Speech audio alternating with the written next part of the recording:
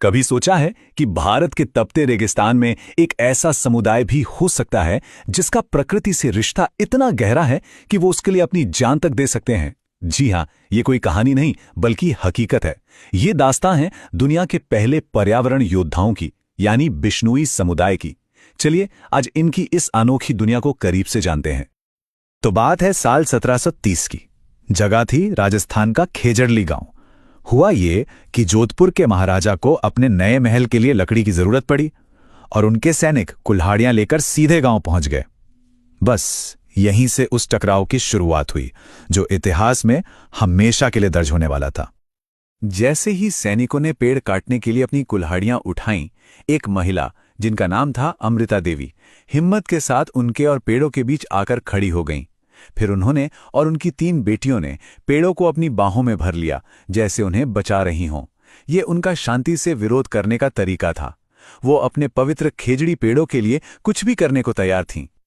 उस दिन जो हुआ वो सच में दिल दहला देने वाला था।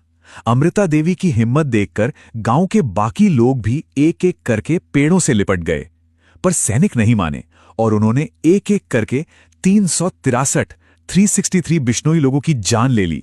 सोचिए, 363 जिंदगियां जो सिर्फ अपने जंगल को बचाने के लिए कुर्बान हो गईं।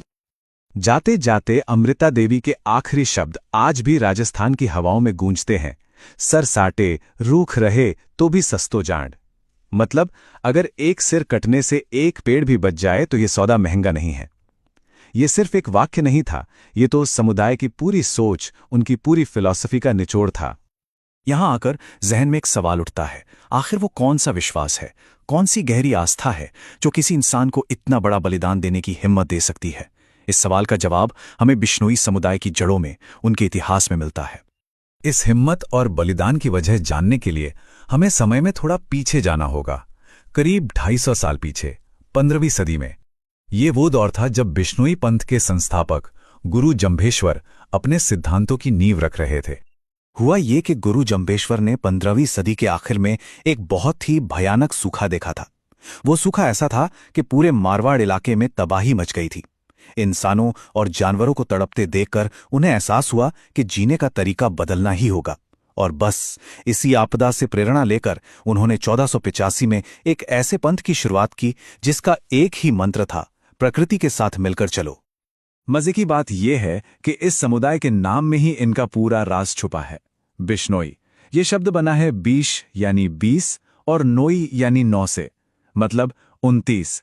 ये सीधा सीधा उन 29 नियमों की तरफ इशारा करता है जो गुरु जंभेश्वर ने बनाए थे, और यही 29 नियम इनकी जिंदगी का आधार है। और ये 29 नियम सिर्फ पर्यावरण के बारे में नहीं है, ये तो जीने का एक पूरा तरीका सिखाते हैं। आप देखिए, इनमें से 8 नियम तो जानवरों और प्रकृति की देखभाल के लिए हैं, 7 नियम अच्छे सामाजिक व्यवहार के लिए, 10 अपनी साफ सफाई और सेहत के लिए, और 4 नियम ईश्वर की भक्ति के लिए। मतलब ये जिंदगी जीने का एक पूरा ब्लूप्रिंट है। इन्हीं 29 नियमों में से जो 19वां नियम है वो बिल्कुल साफ कहता है, हरे पेड़ ना काटें, पर्यावरण को बचाएं। यही वो एक सिद्धांत था, यही वो आदेश था जिसने अमृता देवी और उन 362 लोगों को अपनी जान देने की शक्ति दी थी। और बात सिर्फ पेड़ों की नहीं है। 18वां नियम इस भावना को और भी गहरा कर देता है। वो कहता है, सभी जीवित प्राणियों के प्रति दयालु रहें, मतलब हर जीव के लिए दया और सम्मान की भावना। और यही चीज बिश्नोई समुदाय के हर काम में दिखती है। तो इन सिद्धांतों की वजह से खेजड़ली की वो घटना एक महान बलिदान बन गई। लेकिन उस बलिदान ने अपने पीछे कैसी विरासत छोड़ी, चलिए अब ये देखते हैं। उन 363 लोगों के बलिदान ने महाराजा के दिल पर इतना गहरा असर डाला कि उन्होंने फौरन एक शाही फरमान जारी कर दिया। एक तांबे की प्लेट पर हमेशा के लिए लिखवा दिया गया कि बिश्नोई गांवों में ना तो कभी कोई हरा पेड़ काटा जाएगा और ना ही किसी जानवर का शिकार होगा। ये उस बलिदान की एक बहुत बड़ी और ऐतिहासिक जीत थी। इस बलिदान की गूंज सदियों बाद तक सुनाई दी। आपको पता है, 20वीं सदी का जो मशहूर चिपको आंदोलन था, उसकी प्रेरणा भी इसी घटना से मिली थी। आज भारत सरकार अमृता देवी के नाम पर वन्य जीव संरक्षण के लिए अवार्ड देती है। और तो और 11 सितंबर का दिन उन्हीं शहीदों की याद में राष्ट्रीय वन शहीद दिवस के तौर पर मनाया जाता है। खिजड़ली के उस घटना को लगभग 300 साल हो चुके हैं, लेकिन बिश्नोई समुदाय का मिशन आज भी उतना ही मजबूत है। बस फर्क इतना है कि अब उनकी चुनौतियां नई और कहीं ज्यादा मुश्किल हो गई हैं। देखिए, एक तरफ तो उनका सदियों पुराना सिद्धांत है जो कहता है कि प्रकृति के साथ मिलकर जियो, उसकी रक्षा करो, और दूसरी तरफ हैं आज की दुनिया के नए खतरे, जैसे कि अवैध शिकार, बढ़ता शहरीकरण और माइनिंग। ये सब उनके मूल्यों और उनकी जमीन के लिए एक सीधी चुनौती हैं। लेकिन उनकी कोशिशों का नतीजा आज भी हैरान कर देता है। बिश्नोई गांवों के आसपास की जमीन आज वन्य जीवों के लिए एक सुरक्षित घर बन चुकी है। यहां पर चिंकारा, काले हिरण और मोर बिना किसी डर के आजादी से घूमते हैं। ऐसा नजारा रेगिस्तान के दूसरे हिस्सों में मिलना अब बहुत मुश्किल है। और उनकी ये हिम्मत आज भी कायम है। इसका सबसे बड़ा सबूत 1998 में देखने को मिला, जब फिल्म स्टार सलमान खान पर काले हिरण के शिकार का आरोप लगा। ये बिश्नोई समुदाय ही था जो बिना किसी डर के, बिना किसी दबाव के न्याय के लिए अड़ा रहा, और उनकी गवाही इस हाई प्रोफाइल केस में बहुत अहम साबित हुई। ये दो तस्वीरें आज की हकीकत को बिल्कुल साफ साफ दिखाती हैं।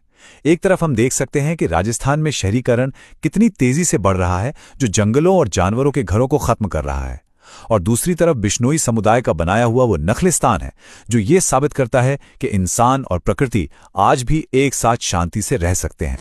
तो आखिर में सवाल ये है कि बिश्नोई समुदाय की ये कहानी आज के समय में, जब पूरी दुनिया पर्यावरण संकट से जूझ रही है, हमें क्या सिखाती है। ये नक्शा देखिए, ये दिखाता है कि बिश्नोई समुदाय सिर्फ एक दो गांव में नहीं, बल्कि उत्तर पश्चिमी भारत के एक बहुत बड़े हिस्से में फैला है। इसका मतलब यह है कि उनके छोटे छोटे स्थानीय प्रयासों ने मिलकर एक बहुत बड़ा क्षेत्रीय प्रभाव डाला है और एक बहुत बड़े सूखे इलाके में प्रकृति को जिंदा रखा है। तो सबसे जरूरी सबक यह है, बिश्नोइयों की कहानी सिर्फ इतिहास का एक पन्ना नहीं है। ये 500 साल पुरानी एक जीती जागती मिसाल है जो ये साबित करती है कि जब किसी समाज की बुनियादी सोच प्रकृति के सम्मान से जुड़ी हो, तो वो एक टिकाऊ और खुशहाल माहौल बना सकती है। और ये कहानी हमें एक बहुत ही अहम सवाल के साथ छोड़ जाती है। अगर सिर्फ एक समुदाय का विश्वास 500 से ज्यादा सालों तक एक पूरे इकोसिस्टम को बचा सकता है, तो जरा सोचिए, आज हम सबको मिलकर अपने इस ग्रह के साझे भविष्य को बचाने के लिए किन नए विश्वासों और मूल्यों को अपनाना होगा।